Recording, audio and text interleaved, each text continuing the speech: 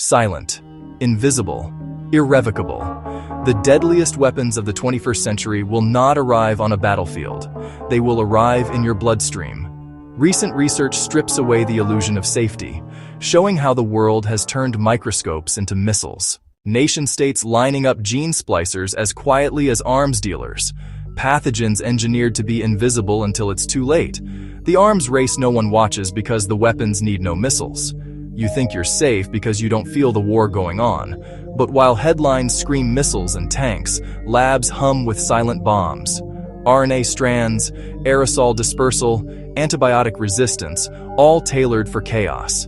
Because the goal isn't just to kill, it's to paralyze, to confuse, to degrade trust in every hospital, every government, every system you rely on. Imagine pneumonia, a cough, a simple diagnosis.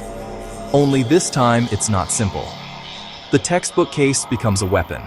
A textbook pneumonia becomes a bioweapon masquerading as nature.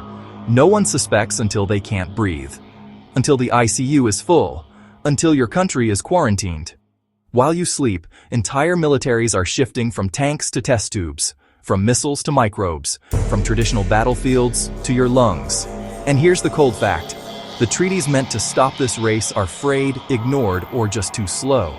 Because as the research shows, the real arms race is hidden. It's in labs, contracts, dossiers you don't see.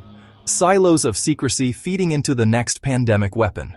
So when the next outbreak happens, when hospitals fill with flu-like cases and the origin is unclear, ask, is this nature or design? Is the cough just a cough, or the first note of a silent weapon?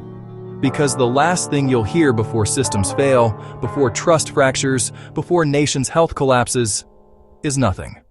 Silence, and then terror.